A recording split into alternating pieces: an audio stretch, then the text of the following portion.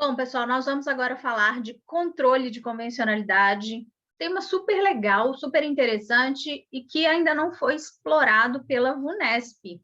Então, acho uma grande aposta de tema, tanto para questões objetivas quanto para uma questão discursiva ou na prova oral, né? Podemos ter questões sobre esse tema. E vamos ver aqui o que é mais importante, o que vocês precisam saber sobre controle de convencionalidade. Existe, eu percebo entre os autores, uma certa guerra de egos, de vaidades, porque eles ficam brigando para saber quem usou primeiro o termo aqui, né? Quem trouxe esse estudo para o Brasil. Fica ali principalmente entre Valério Massuoli e André de Carvalho Ramos, que são dois autores que contribuíram muito para o estudo desse tema. E nós começamos com o conceito. Trouxe aqui para vocês o conceito do André de Carvalho Ramos. Segundo ele, controle de convencionalidade consiste na análise da compatibilidade dos atos internos, sejam comissivos ou omissivos, em face das normas internacionais. E aqui nós vamos pensar em normas internacionais no sentido abrangente. Estamos falando de tratados, costumes internacionais, princípios gerais de direito, atos unilaterais, resoluções vinculantes de organizações internacionais, né? Então, tudo isso tem que ser observado. Em termos muito simples, só para vocês contextualizarem, nós já conhecemos, já temos familiaridade com controle de legalidade, que tem como parâmetro a lei, não é? Nós verificamos a compatibilidade de atos com o que está previsto na lei, e todo mundo faz isso, todos os servidores públicos devem fazer isso. E um controle mais restrito, que é o famoso e temido pelos alunos aí, as questões, né, do controle de constitucionalidade.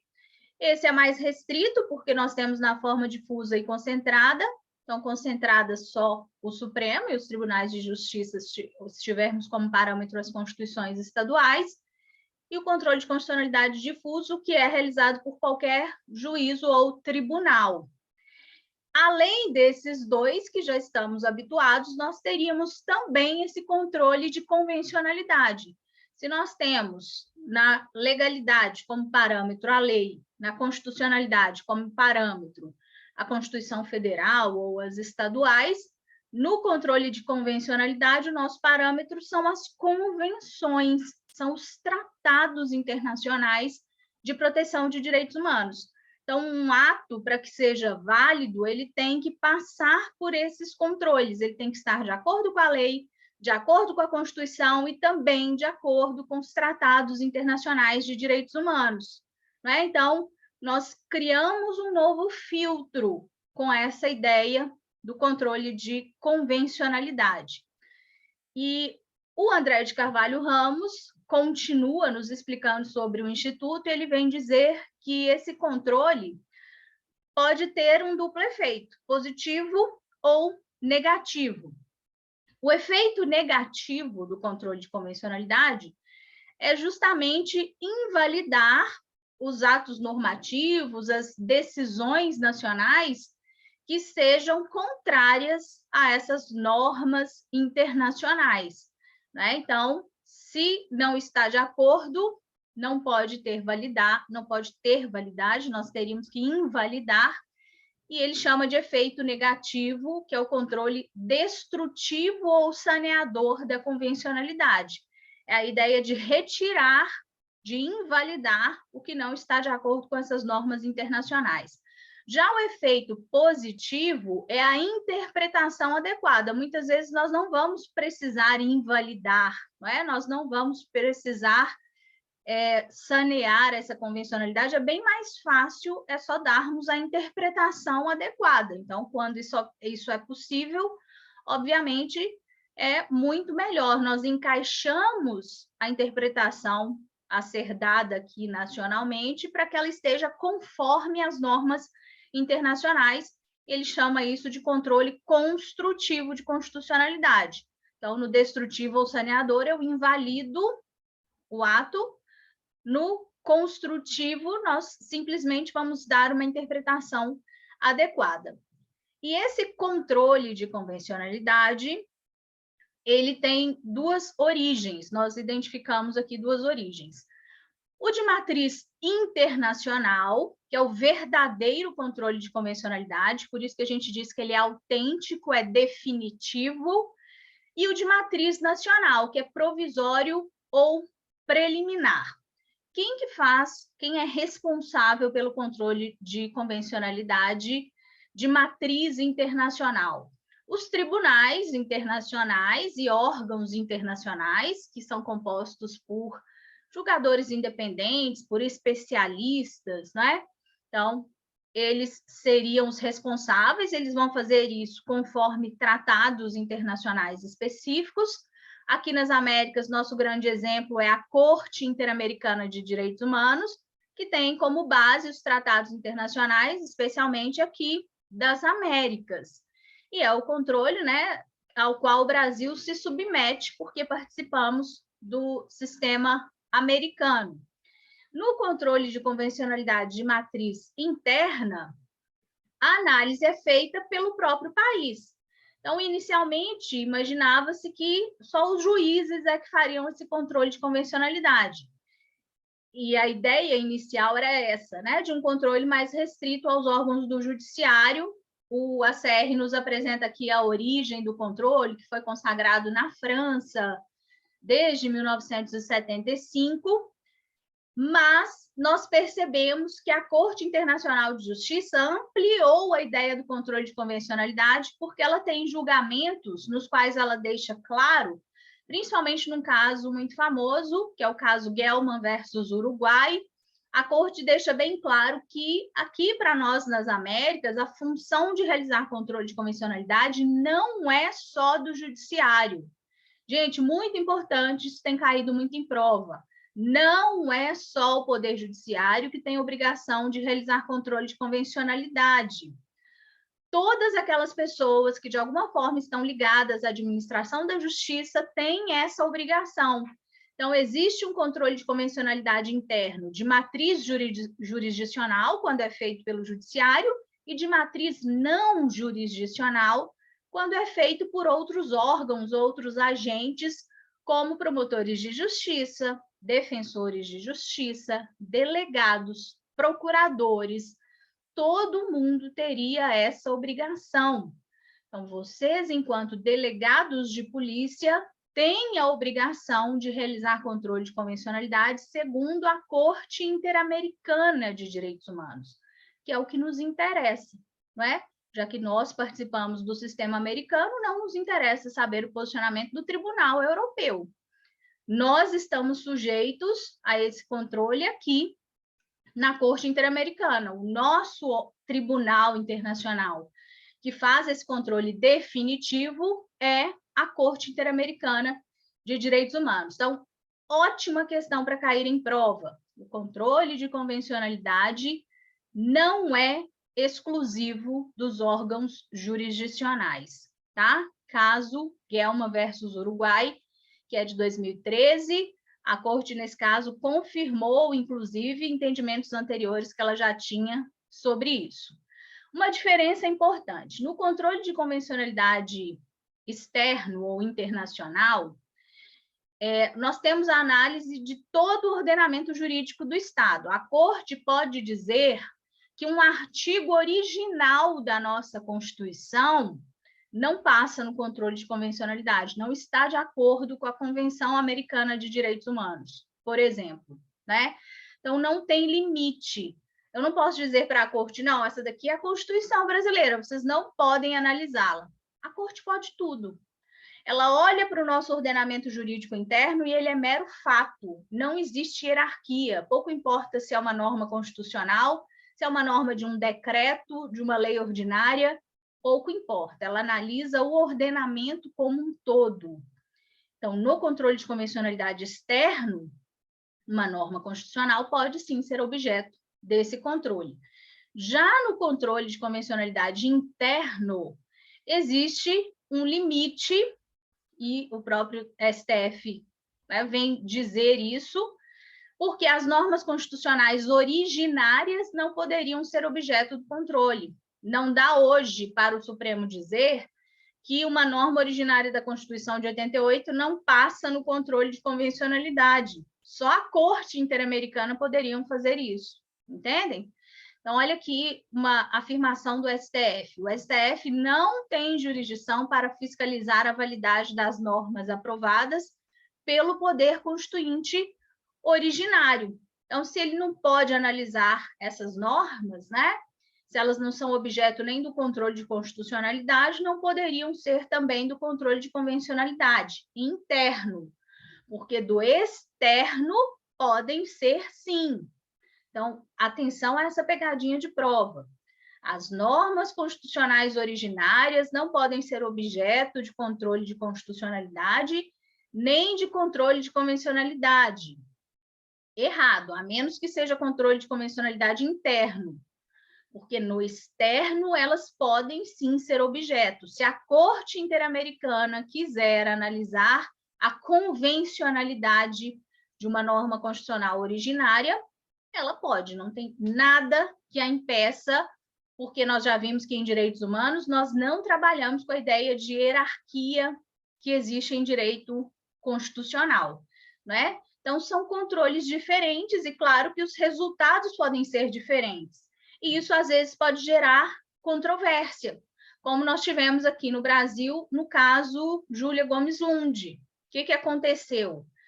O STF, pouco antes do Brasil ser condenado lá na Corte Interamericana, tinha dito que a nossa lei de anistia ela tinha sido recepcionada pela Constituição.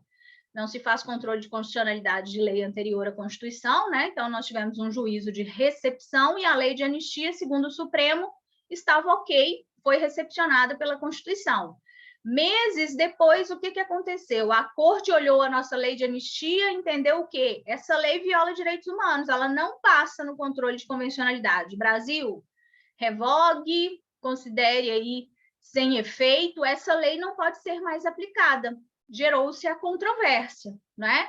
O Supremo entendeu uma coisa e a Corte Interamericana entendeu outra. Então, os resultados podem ser diferentes. Daqui a pouco a gente vai falar das soluções propostas.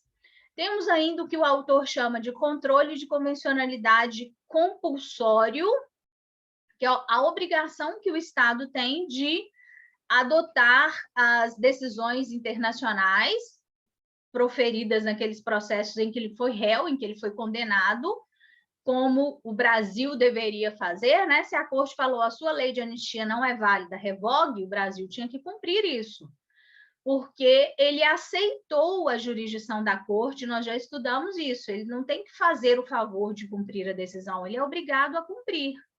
Então, quando a Corte determina a mudança de alguma lei porque ela não passa no controle ou da própria Constituição, o que um país sério faz? Muda, como o Chile fez em um determinado caso. Eu até coloquei aqui como exemplo para vocês. Aqui eu coloquei em mais detalhes o caso Guelma versus Uruguai. Repeti aqui o nosso fatídico caso Júlia Gomes Lund e coloquei para vocês o que deveria ser feito. Olha o que tivemos no Chile. Em um caso contra o Chile, que foi o caso A Última Tentação de Cristo, foi quando o Chile proibiu a exibição desse filme, a Corte entendeu que isso foi censura e condenou o Chile, porque o Chile alegou o seguinte: nós estamos fazendo uso de um artigo que está na nossa Constituição. O que a Corte entendeu? Esse artigo tem problema. Esse artigo significa censura. Vocês têm aí um resquício de censura. Tem que mudar a Constituição, Chile. O que o Chile fez? Né? Vamos imaginar que um país maduro, sensato, alterou a Constituição para cumprir a sentença da Corte. Então, aqui é um controle de convencionalidade compulsório. O país não tem escolha, ele tem que cumprir. Ele se obrigou, não é, a cumprir essas sentenças da Corte, as decisões da Corte. O Chile teve maturidade, foi lá e fez. O Brasil não faz, infelizmente, né? Estamos até hoje descumprindo várias decisões da Corte. Eles ficam fazendo supervisão do cumprimento de sentença, mas nada acontece, porque não tem, igual tem na ONU, nem a previsão para expulsar o país da OEA se ele continuar descumprindo.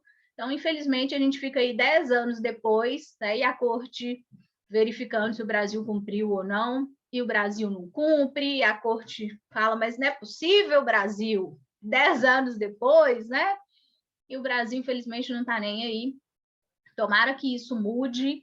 Agora nós temos umas funções mais bem delimitadas, o CNJ com uma obrigação de fiscalizar aquilo que é função do judiciário cumprir, né? Eles que estão respondendo por isso nas audiências da corte.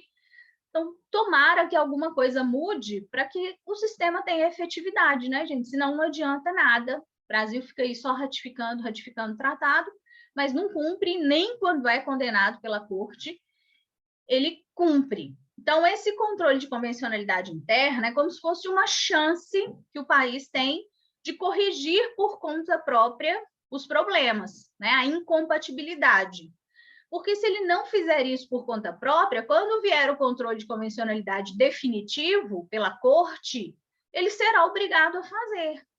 Então, é uma chance que o país tem de adequar o seu ordenamento jurídico interno aos tratados internacionais e às próprias decisões, no nosso caso aqui, da Corte Interamericana. Por isso que é tão importante estudar a Convenção Americana e conhecer o sistema americano, conhecer a jurisprudência da Corte. Porque senão vocês, como delegados de polícia, como é que vocês vão saber se vocês estão ou não agindo corretamente? Hoje não basta você saber a lei e a Constituição, você tem que conhecer também os tratados internacionais. Claro, se quiser ter uma atuação conforme, não é, o direito internacional de proteção de direitos humanos. Então, já que não dá para ser assim de uma forma isolada, o que seria o ideal? O que o André de Carvalho Ramos propõe? Um diálogo com a interpretação internacionalista.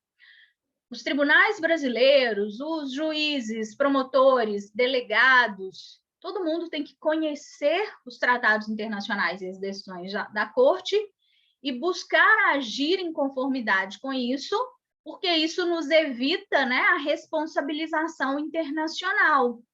Então, quando nós temos esse diálogo das cortes, que alguns autores chamam de cosmopolitismo ético, esse diálogo impediria violações de direitos humanos por parte do nosso país, né? Então, nós estaríamos nos adequando à interpretação internacional, aos tratados internacionais, para não termos aqui interpretações equivocadas. Aí ele diz o que é necessário para que esse diálogo seja efetivo.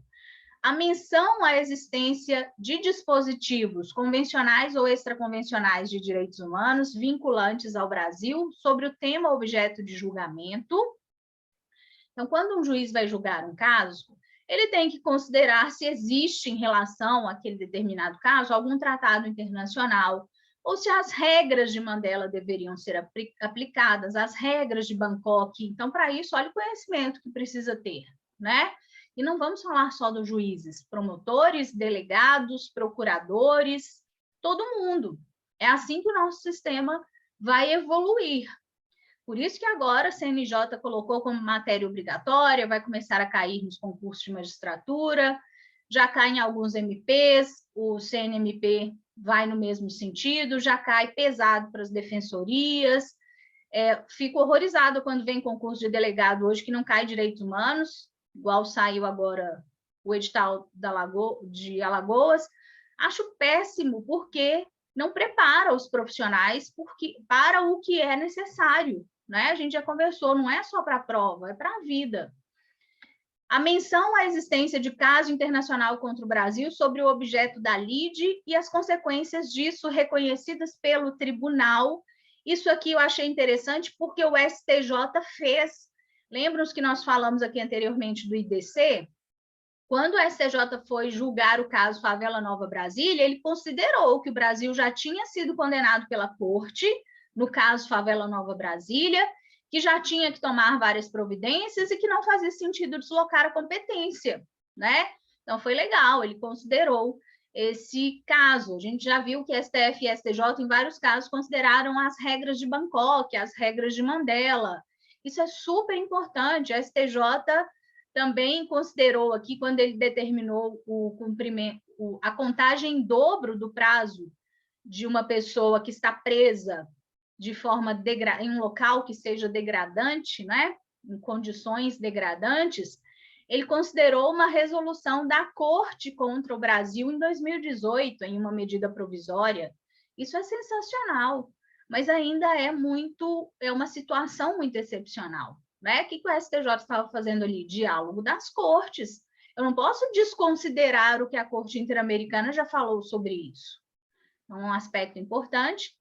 A menção à existência de jurisprudência anterior sobre o objeto da lide de órgãos internacionais de direitos humanos aptos a emitir decisões vinculantes ao Brasil. Então, pode ser que não seja um caso contra o Brasil, mas a gente sabe que a Corte já condenou um outro país por causa daquela mesma situação. Não precisa esperar condenar o Brasil. A gente trabalha de forma preventiva. Se já condenou o Chile e o Brasil está fazendo a mesma coisa que o Chile, é óbvio que o Brasil também pode vir a ser condenado. Então, não vamos fazer. Vamos seguir a jurisprudência da Corte. O peso dado aos dispositivos de direitos humanos e a jurisprudência internacional. Gente, o respeito. O STF, principalmente, parece que eles têm uma birra, eles ficam competindo, né? Como se eles quisessem dizer, nós sabemos mais, somos mais importantes, desconsideramos a jurisprudência da Corte, o que é uma idiotice, porque não basta, quando eles fazem isso, eles estão nos prejudicando, porque isso lá na frente significa o quê? Uma condenação do Brasil. Exemplo, o que a gente está fazendo errado e que pode resultar em uma condenação futura? Nós não estamos seguindo, ainda não tem jurisprudência da Corte, mas tem entendimento da comissão sobre o crime de desacato. A comissão entende que os países não devem criminalizar a conduta porque não está de acordo com a liberdade de expressão prevista na Convenção Americana, que aquilo acaba intimidando as pessoas, né? Ter esse tipo penal. STF e STJ já disseram várias vezes, vai continuar tendo crime sim, a gente entende que não viola nada. Agora, o que eles não entendem é que a gente não quer saber do que eles entendem. A gente quer saber do entendimento da Corte para o Brasil não ficar todo dia sendo condenado. E quando tem que pagar indenização? Por que isso nos afeta? Porque a indenização que eles têm que pagar, a gente vem do nosso bolso. De onde que o Brasil tira esse dinheiro?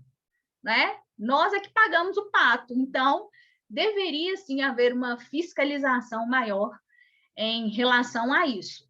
Só que em respeito à independência funcional, em um Estado democrático de direito, não dá para forçar um juiz, não dá para forçar o Supremo, o STJ, não dá para obrigá-los a seguir a jurisprudência da Corte. Eles deveriam, por sensatez, por inteligência, fazer isso, mas não fazem.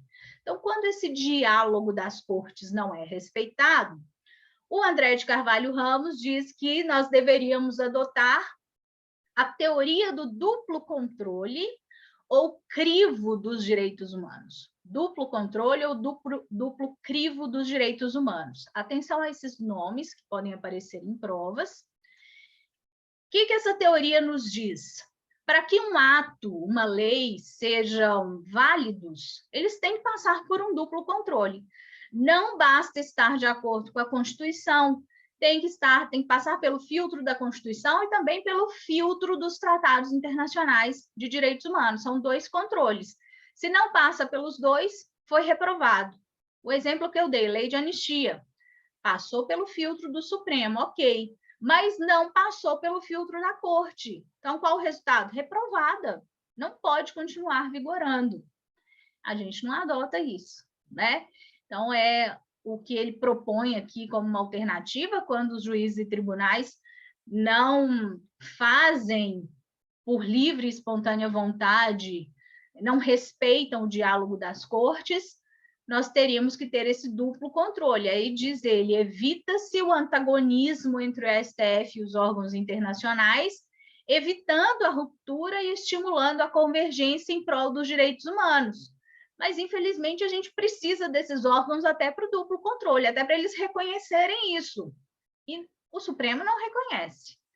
A menos que nós tivéssemos aí um outro órgão, né, que tivesse interesse político. Gente, se existisse interesse político e vontade de respeitar as obrigações internacionais, tudo seria diferente, mas infelizmente não tem. Então, atenção aqui às propostas do ACR. Primeiro, o diálogo das cortes, os juízes espontaneamente, né, cumprindo, observando os tratados e a jurisprudência internacional. Se isso não foi feito, passar por um duplo controle. A lei só vale se passar por um duplo controle. O controle do Supremo de constitucionalidade e o controle de convencionalidade da Corte Interamericana. Se não passa pelos dois, está reprovado, como a nossa lei de anistia. Certo? Para fecharmos, tem uma classificação que é do Valério Mazzuoli. O ACR não faz, eu acho que ele não gosta, não concorda com essa classificação. Já vi doutrinadores criticando, porque o controle de convencionalidade não é nosso, para a gente ficar fazendo o que quiser e determinar como ele vai ser. O definitivo, a gente já viu que ele vem de órgãos internacionais, né? Aí o Mazzuoli, eu acho que eles gostam de criar classificações, né, para terem, inclusive, os seus nomes em provas. E o Mazzuoli disse assim, olha, o controle de convencionalidade é igual ao controle de constitucionalidade, o interno, tá? Ele pode ser dividido em difuso e concentrado. O concentrado é igual ao controle de constitucionalidade concentrado. É lá no Supremo, só para os poucos legitimados, os iluminados lá do artigo 103. E esse aqui a gente faz quando nós temos como parâmetros os tratados com status de emenda.